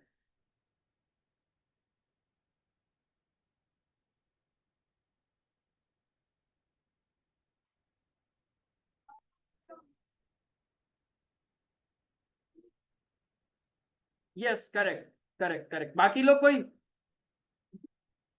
अरे वो बोला, कुछ सुनाई तो दिया नहीं। सुनो, मेमोरेंडम ऑफ एसोसिएशन में कंपनी का ऑब्जेक्टिव्स होता है, मतलब कंपनी क्या क्या करने वाली है, company can not go beyond that, वो उसमें मेंशन रहेगा। एंड आर्टिकल में कंपनी के अंदर के जो रूल्स एंड रेगुलेशंस है वो सारा लिखा हुआ रहता है। तो आपको इतना ही ध्यान में रखना है, आपसे ये पूछा नहीं जाएगा कि एमओए के अंदर क्या है और एओ के अंदर क्या है, but you should understand and remember कि ये 2 इंपॉर्टेंट डॉक्यूमेंट्स होते हैं which required at the time of registration of a company. Company का रजिस्ट्रेशन कहां पे होगा? आरओसी। आरओसी का full form registrar of companies. कौन सा 2 इंपॉर्टेंट डॉक्यूमेंट चाहिए? MOA AOA. Full form memorandum of association. Company में टोटल कितना सिक्योरिटीज है, क्या क्या? Shares, debentures. शेयर्स कितना तरीके का है? 2। कौन सा? Equity shares, preference shares. Clear है? आई बात समझ में? शेयर क्या, कुछ नहीं, जब कंपनी अपना टोटल हिस्से में से छोटा छोटा डिविजिबल यूनिट्स बना दे, that is known as shares. ठीक है, when total capital of the company. हाँ, सर एमओए और एओए के अंदर क्या होता है, एक बार आप फिर से बता दो, सुना नहीं। एमओए के अंदर कंपनी का ऑब्जेक्टिव्स होता है कि कंपनी मतलब ये काम करेगी, कंपनी इसके अलावा कोई दूसरा काम नहीं कर सकती, जो उसमें लिख दिया वही काम करना पड़ेगा, राइट। और एओ के अंदर कंपनी के इंटरनल रूल्स होते हैं कि कंपनी कैसे अपने ऑब्जेक्टिव्स को फुलफिल करेगी, किसके ओके पास ठीक। क्या पावर है, कैसे और तुम्हारा डायरेक्टर्स वगैरह अपॉइंट किया जाएगा, कौन कौन रिप्लेस करेगा, क्या क्या अथॉरिटीज है, वो सारा चीज एओए में लिखा रहता है। ठीक है, क्लियर है बाबा? हाँ यहां तक बेसिक्स क्लियर है? ठीक है, इससे ज्यादा नहीं कवर करूंगा। नेक्स्ट क्लास में मेरे को टाइप्स ऑफ कंपनीज, मतलब इनिशियली 2 लेक्चर्स निकाल तो छोड़ दूं, 5 मिनट का ब्रेक दे रहा हूं, ठीक है? ठीक है, 5 मिनट्स ब्रेक, उसके बाद में आगे करेंगे।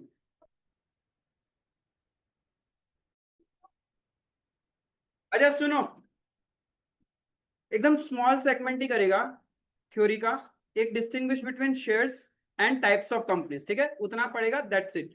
आपको अभी कुछ नहीं लिखने से चलेगा, आपको मैंने ऑलरेडी ग्रुप में नोट शेयर कर दिया, वहां से लिख लेना, but you have to study because आपका एमसीक्यूज रहता है तो एकदम थोरली करना पड़ेगा, ठीक है? आप ऐसे नहीं कि ठीक है थ्योरी है चलेगा कोई दिक्कत नहीं है, बट वो 1 मार्क भी वैल्यूएबल रहेगा आपके लिए, ठीक है? तो सबसे पहले देखो, distinguish between equity and preference shares, कि दोनों में मेजर डिफरेंस क्या है। 2-3 डिफरेंस तो आप लोगों ने ही बोला कि इक्विटी शेयर होल्डर को हम लोग रिडम्पशन मतलब वाइंडिंग अप के टाइम में बाद में पैसा चुकाएगा, वेरेस प्रेफरेंस शेयर होल्डर को पहले चुकाएगा। इक्विटी शेयर होल्डर को जो डिविडेंड मिलता है उसका कोई रेट ऑफ डिविडेंड फिक्स नहीं है, whereas preference share holder will get dividend at a fix rate. Dividend का मतलब क्या होता है? What do mean by dividend? Share of profit, जो प्रॉफिट कंपनी बांटती है उसको हम डिविडेंड बोलते हैं, क्लियर है? डिविडेंड का मतलब क्या है? Profit, profit distributed by companies termed as dividend. Now understand, dividend में 2 चीज टर्म बोलूंगा, this term will be used in your cash flow, बहुत काम आएगा। एक होता है प्रपोज्ड डिविडेंड, एक होता है इंटरिम डिविडेंड, और एक होता है फाइनल डिविडेंड, ठीक है? 3 चीज बोला मैंने, क्या क्या बोला? Propose dividend, interim dividend, final dividend, ठीक है? Now understand first of all what is interim dividend. Interim, interim का मतलब क्या? जब कंपनीज ईयर के बीच में रनिंग प्रॉफिट्स में से शेयर होल्डर्स को डिविडेंड देती है ना, that dividend is termed as interim dividend. यानी साल चल रहा है, खत्म नहीं हुआ, रनिंग ईयर के बीच में जब कंपनी रनिंग प्रॉफिट्स में से शेयर होल्डर्स को बांट दे तो that dividend is known as interim dividend. Clear है? समझ में? What is interim dividend? क्या होता है इंटरिम डिविडेंड? जब साल के बीच में कंपनी अपना प्रॉफिट बांटे, that is known as interim dividend. कौन सा profit? Related to running year या previous years? Running year, current year का रनिंग प्रॉफिट यदि कंपनी करंट ईयर के बीच में ही बांट दे, डिस्ट्रीब्यूट कर दे between the share holder, then such dividend is known as interim dividend. Clear है? ये तो क्या normal. Now understand propose dividend. Propose dividend क्या होता है? नाम से कुछ पकड़ पा रहे हो? प्रपोज मतलब प्रपोजल्स देते हैं ना, जैसे कि आप लोग कभी कभी अपने पेरेंट्स को प्रपोजल्स देते हो कि इतना आया तो आप मेरे को ये दिला देना, या फिर यहाँ यहाँ घूमने जाएंगे, ऐसे कुछ मीटिंग समथिंग जो डिसीजन लेना होता है, तो फर्स्ट ऑफ ऑल प्रपोज किया जाता है। जैसे कि आपने देखा होगा गवर्नमेंट बजट्स आते हैं, गवर्नमेंट बजट में क्या होता है? प्रपोजल्स रखे जाते हैं, राइट? तो क्या होता है, कंपनीज के अंदर में पहले बोर्ड ऑफ डायरेक्टर्स का मीटिंग होता है, ठीक है? बोर्ड ऑफ डायरेक्टर्स मीटिंग करते हैं, वो अपने कंपनी का फाइनेंशियल स्टेटमेंट को एनालाइज करके बोलते हैं कि यार इस साल तो कंपनी ने अच्छा खासा प्रॉफिट कमाया है, क्यों ना हम शेयर होल्डर को थोड़ा प्रॉफिट बांट देते हैं। बिकॉज प्रॉफिट बांटना is not compulsory, but directors को लग रहा है कि थोड़ा profit by way of dividend हमें शेयर होल्डर्स में बांट देना चाहिए। क्या directors have a power directly distribute कर सकता है क्या? नहीं, they can only decide because the actual owner of the company is shareholder। तो एक्चुअल डिसीजन कौन लेगा? शेयर होल्डर्स लेंगे। डायरेक्टर्स कौन है? दे आर द रिप्रेजेंटेटिव जिसको शेयर होल्डर ने अपॉइंट किया है कंपनी रन करने के लिए, राइट? डायरेक्टर्स मालिक होना जरूरी नहीं है, ये ध्यान रखना। तुम लोग बोलेगा नहीं भैया ऐसे तो नहीं होता, अंबानी भी तो डायरेक्टर है अपनी कंपनी का। मैंने बोला directors are not required to be a share holder. A person holding 0 shares of a company can be a director of that company, right? तो क्या होता है, बोर्ड ऑफ डायरेक्टर्स का मीटिंग होता है, वहां पे उन लोग कंपनी का एक साल का परफॉर्मेंस को एनालाइज करते हैं और उन्हें लगता है कि अच्छा we have done a good amount of profit, इतना amount of profit by way of dividend share holder में बांट देना चाहिए। नाउ दिस इज प्रपोज, ठीक है? जो बोर्ड ऑफ डायरेक्टर्स अपना मीटिंग में डिसाइड करते हैं ना, इसको हम बोलते हैं प्रपोज। क्या बताओ ये प्रपोज करने से कंपनी के ऊपर ऑब्लिगेशन आ चुका है क्या डिविडेंड बांटने का? नहीं, प्रपोजल में कोई ऑब्लिगेशन नहीं, उन्होंने जस्ट प्रपोज किया है ऐसा कर सकते हैं या ऐसा कर देना चाहिए।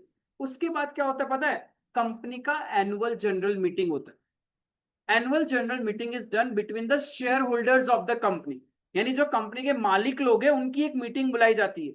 उस मीटिंग में बोर्ड ऑफ डायरेक्टर्स है वो इन लोग ये बोलते हैं कि यार हम लोगों ने सोचा है कि शेयर होल्डर को इतना डिविडेंड बांट देते हैं, राइट? उन्होंने प्रपोज कर दिया। Now if they get the consent of the share holder, यदि उनको majority of the share holder बोलते हैं okay right you all are right अब बांट दो, that means that dividend becomes my final dividend. Once the company receives the consent of shareholder, my proposed dividend becomes my final dividend। अब ये final dividend company को बांटना ही पड़ेगा, देना ही पड़ेगा। Once a dividend becomes a final dividend it cannot be revoked, मतलब वापस रिटर्न नहीं ले सकता, अब तो शेयर होल्डर में बांटना ही पड़ेगा। हाँ, क्या होता है डिविडेंड बांटने के लिए पहले हमें ये चेक करना पड़ेगा क्या हमारी ऑर्गेनाइजेशन में प्रॉफिट हुआ है क्या। इफ हमें प्रॉफिट हुआ है तो हमें सोचना है क्या वो प्रॉफिट हम बांट दें या वो प्रॉफिट कंपनी में ही रहने दे फॉर फ्यूचर एक्सपेंशन, राइट? तो बोर्ड ऑफ डायरेक्टर्स मीटिंग करते हैं, 10-15 लोग बैठते हैं पूरे एक रूम में, फाइनेंशियल स्टेटमेंट के बारे में बातें चलती है, फिर उन लोग बोलते हैं यार इतना अच्छा प्रॉफिट हुआ है, थोड़ा शेयर होल्डर्स में इतना अमाउंट डिविडेंड बांट देते हैं, that's it, decision done. But यहाँ पे जस्ट प्रपोजल हुआ, उन लोग बांट नहीं सकते because they have said that we propose to distribute this much dividend, right? तो अब प्रपोजल हो गया, अब again there will be a meeting between the share holders, जिसको हम लोग बोलते हैं एजीएम, एनुअल जनरल मीटिंग। उस एजीएम में if share holder gives consent to the decision of directors, जो बोर्ड ऑफ डायरेक्टर्स ने बोला है वो शेयर होल्डर बोले okay we are agreeing with you, we are with you, distribute this much amount of dividend, तब वो dividend मेरा जो प्रपोज हुआ था becomes my final dividend. And once a dividend is final it cannot be revoked, मतलब फिर अब company वापस नहीं ले सकता, उतना पैसा शेयर होल्डर में बांटना ही पड़ेगा। आई बात समझ में? तो एक बात बताओ, अकाउंटिंग किसका किसका होगा, प्रपोज डिविडेंड, इंटरिम डिविडेंड या final dividend?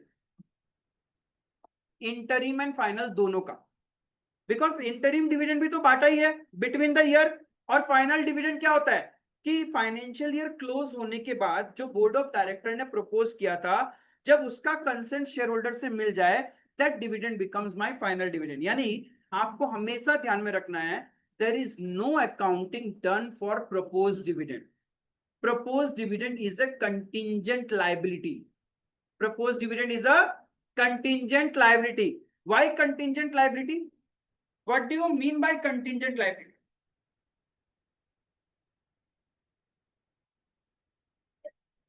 Yes, those liability which depends upon happening or non-happening of future events or transaction। अब कंपनी को डिविडेंड बांटना है, क्या डायरेक्टर से बोलते ही कंपनी का लाइबिलिटी आ गया क्या बांटने का? प्रपोज हुआ है, यदि शेयर होल्डर कंसेंट देंगे तो बांटना पड़ेगा, और शेयर होल्डर कंसेंट नहीं देंगे तो बांटना नहीं पड़ेगा। यानी डिपेंड कर रहा है शेयर होल्डर के हाँ या ना बोलने पे। हाँ बोलेगा तो कंपनी का लाइबिलिटी बनेगा, और ना बोलने से कंपनी का लाइबिलिटी नहीं बनेगा। इसी को हम बोलते हैं contingent liability. Is it clear? समझ में आया? तीनों टर्म समझ में आया? What is propose, interim and final dividend. Propose का मतलब क्या था? अकाउंटिंग होगा क्या प्रपोज डिविडेंड का? किस मीटिंग में प्रपोज होता है?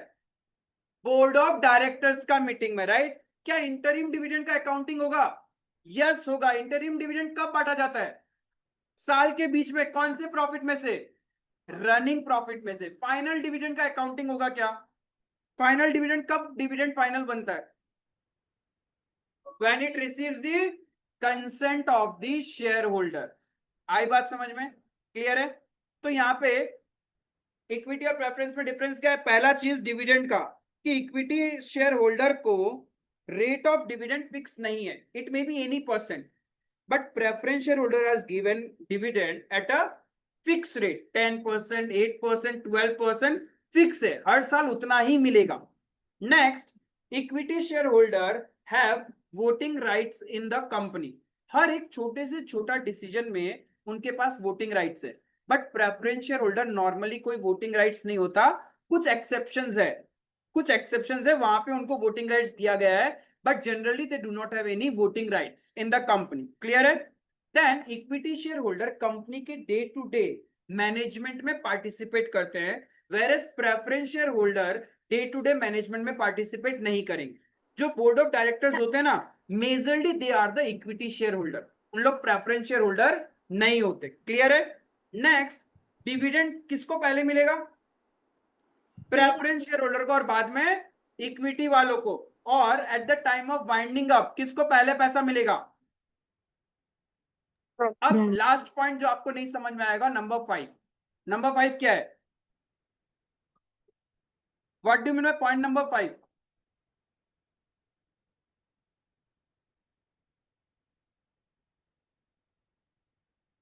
अगर कोई हाँ बोलो। अगर कोई इक्विटी शेयर होल्डर है तो अगर कोई कंपनी लॉस इनकर किया तो उसको कोई डिविडेंड नहीं मिलेगा, और अगर वो प्रेफरेंस शेयर होल्डर तो है और उसका क्यूमुलेटिव प्रेफरेंस शेयर है तो उसको डिविडेंड मिलेगा नेक्स्ट ईयर में जब कंपनी अर्न करेगा। यस, बेसिकली राइट, यानी कंपनी कोई पर्टिकुलर ईयर में लॉस कर गया, ठीक है, लॉस हो गया, लॉस के केस में तो प्रॉफिट बांट नहीं पाएगा ना। If you are holding cumulative preference shares, ध्यान रखना प्रेफरेंस शेयर्स का हम कैटेगरीज पढ़ेंगे, उसमें one of the preference share होता है क्यूमुलेटिव प्रेफरेंस शेयर्स। यानी क्यूमुलेटिव प्रेफरेंस शेयर होल्डर के पास क्या पावर्स होते हैं?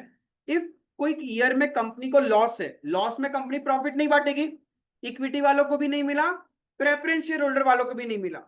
Next year company makes a profit, अब जब प्रॉफिट बांटेगी ना, तो preference share holder who are holding cumulative preference shares, उनको प्रीवियस ईयर का डिविडेंड भी मिलेगा। बट इक्विटी में ऐसा कुछ भी नहीं होता, इक्विटी होल्डर को यदि कोई एक पर्टिकुलर ईयर का डिविडेंड नहीं मिला तो नहीं मिला, that's it. But preference share holder, जो लोग के पास क्यूमुलेटिव शेयर्स है, उनका डिविडेंड क्यूमुलेट होता जाता है, ऐड होता जाता है। मतलब सपोज ईयर 1 में डिविडेंड नहीं मिला, कोई बात नहीं, ईयर 2 में डिविडेंड नहीं मिला, कोई बात नहीं, इफ कंपनी ईयर 3 में भी डिविडेंड दे रही है तो क्यूमुलेटिव प्रेफरेंस शेयर होल्डर को कितना मिलेगा पता है? Year 1 plus year 2 plus year 3। Whereas equity share holder को कितना मिलेगा? सिर्फ ईयर 3 का, ईयर 1 और 2 गॉन मींस गॉन। आई बात समझ में? पॉइंट नंबर 5 क्लियर है? क्यूमुलेटिव वाला क्लियर है? यहां तक कोई प्रॉब्लम? सेबी का मतलब क्लियर था? Securities exchange board of India. नहीं, इंटरिम डिविडेंड में शेयर होल्डर का ओपिनियन नहीं चाहिए, इंटरिम डिविडेंड छोटा अमाउंट होता है, वो नॉर्मली बोर्ड के पास पावर्स दिया जाता है।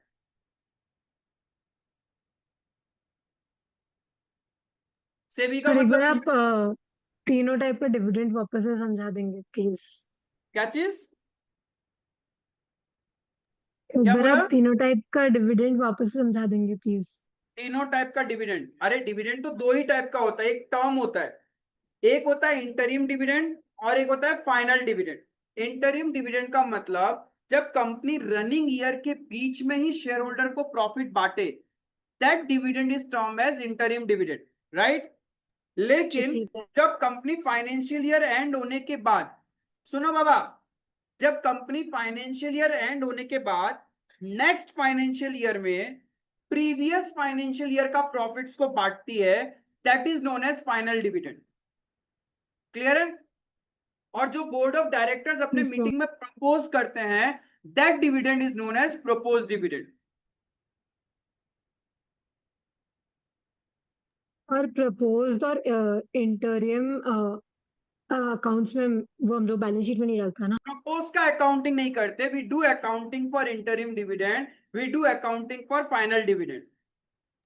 ओके। प्रपोज का अकाउंटिंग नहीं करते। अब सुनो, इंडिया में कितना मेजरली टाइप्स ऑफ कंपनीज है? Private company, public company, government company, foreign company, small company, one person, listed, unlisted. इसमें से कुछ कंपनीज के बारे में तो फिर भी आपको ज्ञान होगा, जैसे private company and public company, क्या डिफरेंस है?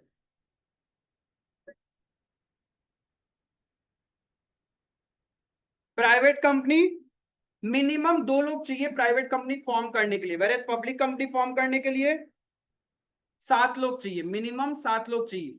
और प्राइवेट कंपनी में मैक्सिमम 200 लोग ही हो सकते हैं, 200 members, not more than that, whereas there is no limitation in case of a public company. ठीक है, और आइडेंटिफाई कर, ये तो हो गया, चलो आपने लिख रखा है। ये रास्ते चलते यदि आप किसी कंपनी का नाम पढ़ोगे तभी भी आप आइडेंटिफाई कर सकते हो कि वो प्राइवेट कंपनी है या फिर पब्लिक कंपनी है।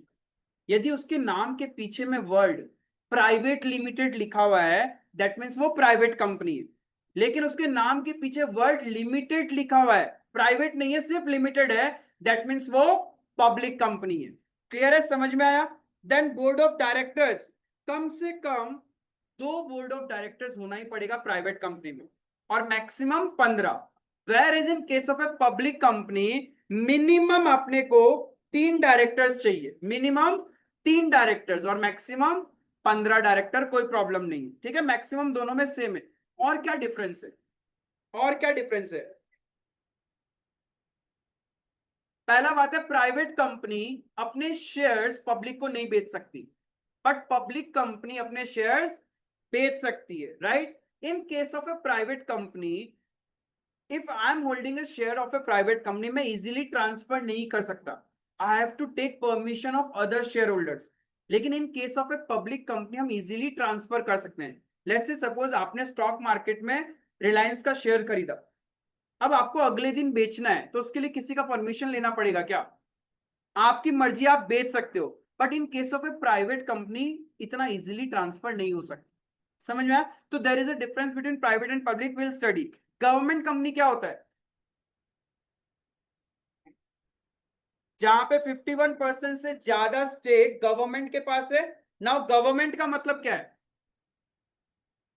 State government, central government, union territories, ठीक है, या फिर combination of this, which falls under the definition of government, जिसको हम लोग नॉर्मल डे टू डे में गवर्नमेंट बोलते हैं। यानी मिक्सड अप होके भी गवर्नमेंट हो सकता है, जैसे सेंट्रल गवर्नमेंट हो सकता है, सिर्फ सेंट्रल गवर्नमेंट ने किसी कंपनी में 51% स्टेक खरीद रखा है, या फिर भाई combination of state government and central government, दोनों ने मिला के 51% खरीदा है, then also that company will be treated as government company. समझ में आया? ऐसा कोई कंपलसरी नहीं है कि स्टेट गवर्नमेंट, जैसे आसाम गवर्नमेंट है, आसाम गवर्नमेंट को एक साथ 51% खरीदना पड़े, जरूरी नहीं है। Let's say suppose Assam government ने किसी कंपनी का 20% स्टेक खरीद के रखा हुआ है, right? Whereas Modi ji government, central government, उन्होंने क्या कर रखा है, 31% लेके रखा हुआ है। तो 31% उनका है, 20% यहाँ का, total 51%, that is it is a government company. समझ में आया? जहां पे 51% या उससे ज्यादा होल्डिंग्स गवर्नमेंट के पास है, that company is treated as government company. Foreign company का मतलब, बोलो बोलो,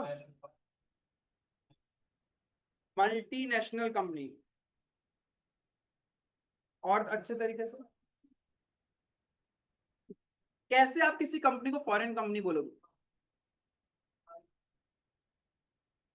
कंपनी जिसका इनकॉर्पोरेशन इंडिया के बाहर होगा, जैसे इंडिया में इनकॉर्पोरेट होने के लिए आरओसी जाना होता है, राइट? वहीं फॉरेन कंट्री में यदि फॉरेन कंपनी है तो उसको कहाँ इनकॉर्पोरेट होना पड़ेगा?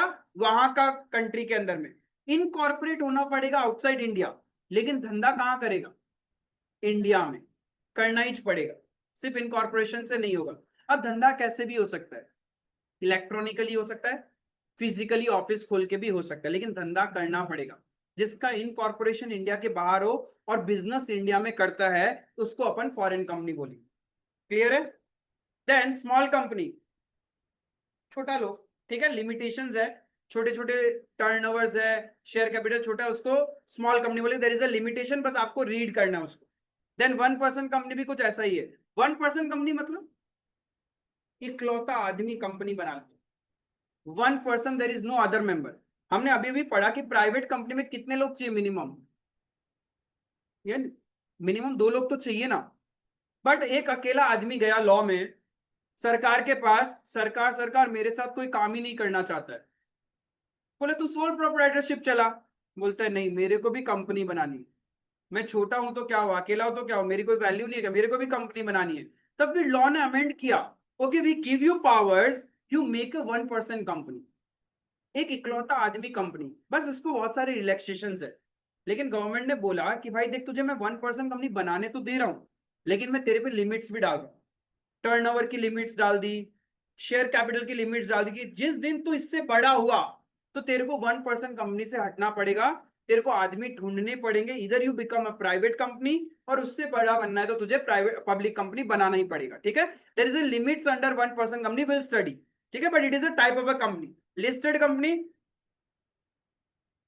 जिसका शेयर्स सर कोई एग्जाम्पल, मार्केट में लिस्टेड, क्या चीज, कोई एग्जाम्पल 1% कंपनी का लिमिट्स होता है बाबू, एग्जाम्पल तो अब ऐसे विथ नेम नहीं है मेरे पास, बट 1% कंपनी में ध्यान रखना कि जिसका पिछला 3 साल का एवरेज टर्नओवर 2 करोड़ से ज्यादा नहीं है, वही पर्सन 1% कंपनी बना सकता है। एग्जाम्पल नहीं है मेरे पास विद द नेम की इसने 1% ठीक है। कंपनी करना पड़ेगा, बट अभी मैं तुमको लिमिट जो बताऊंगा ना तुम्हें समझ में आएगा। पहले बस एक ओवरव्यू ले लेते हैं कि लिस्टेड और अनलिस्टेड क्या है, फिर उसको ड्रिल डाउन करेंगे।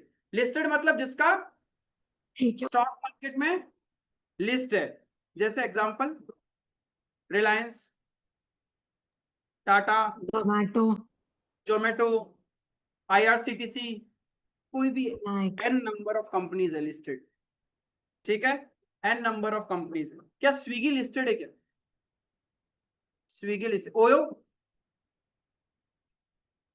नहीं, गोइंग टू बी लिस्टेड है बट लिस्टेड नहीं है, ठीक है, उनको हम बोलते हैं unlisted companies. Is it clear, जो बड़ी कंपनीज है, पब्लिक कंपनी है, बट वो are not listed in the stock market, that companies are termed as unlisted companies. Clear है, समझ में आया, ये पॉइंट्स हमने ऑलरेडी पढ़ा, इसको डिस्कशन नहीं, गवर्नमेंट ऑलरेडी जो हमने पढ़ा। फॉरेन कंपनी वही है कि जिसका इनकॉर्पोरेशन कहाँ होगा, आउटसाइड इंडिया, लेकिन धंधा कहाँ करना पड़ेगा, इंडिया में। आप धंधा कैसे भी कर सकता है वो, चाहे फिजिकली करे चाहे वो इलेक्ट्रॉनिकली करे, जैसे अमेजोन वगैरह करता है, ठीक है, ऑनलाइन शॉपिंग वाला करे, चाहे अपना ऑफिस खोल के कोई ब्रांच खोले, कोई फ्रेंचाइजी मॉडल से करे, चलेगा, कोई दिक्कत नहीं है। और एक चीज ध्यान रखना, सिर्फ ऑफिस खोलने से नहीं होगा, they should conduct business activity in India. नाम का सिर्फ फॉरेन कंपनी नहीं होने से होगा, पहले तो था कि आपने ऑफिस खोल लिया और you are treated as a status of foreign company. जब आप हायर लेवल में पढ़ोगे तो बहुत सारा फॉरेन कंपनी को रिलैक्सेशन था गवर्नमेंट से, बट गवर्नमेंट बोले तो बेवकूफी हो रहा है, इन लोग आ रहे हैं हमारे कंट्री में ऑफिस खोल रहे हैं, फायदा उठा रहे हैं, फिर इन पे रेस्ट्रिक्शंस लगाया कि सिर्फ ऑफिस खोलने से नहीं होगा, आपको यहाँ पे बिजनेस भी करना पड़ेगा, मतलब यहाँ पे कम से कम पैसा का तो फ्लो लाना पड़ेगा। इसलिए ध्यान रखना, दो कंडीशन एक साथ में है, has a place of business in India and conducts business in India. सिर्फ place of business in India है तो that will be not treated as foreign company. Incorporation कहां होना पड़ेगा, इंडिया के बाहर, ऑफिस कहां होना पड़ेगा, बिजनेस कहां करना होगा, तभी जाके that is treated as foreign company. Clear है।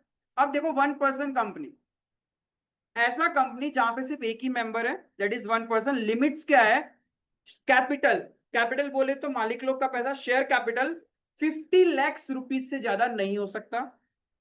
Average annual turnover of 3 years should not exceed ₹2 crore.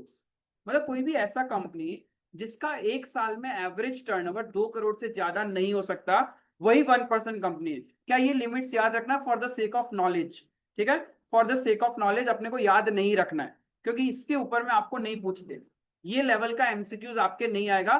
Just for the sake of knowledge, बहुत जन बोलते हैं कि भाई 1% कंपनी होता कैसे, लिमिट्स क्या है, तो फॉर योर फ्यूचर नॉलेज बस लिखा के रखा है कि आपको पता रहे कि 1% कंपनी क्या है, ठीक है।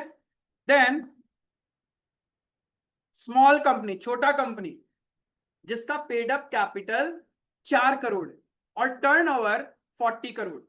कौन सा ईयर का टर्नओवर, प्रीसीडिंग ईयर, पिछला साल का टर्नओवर 40 करोड़ से। टर्नओवर का मतलब क्या होता है,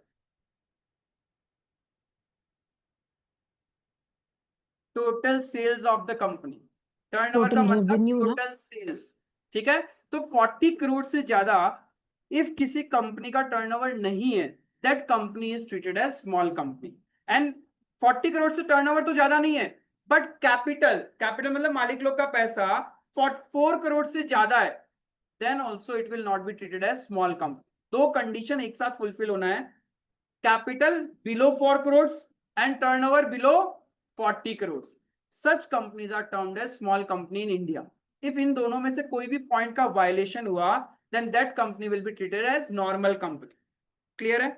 फिर ये टर्म्स हमने अभी पढ़ा था।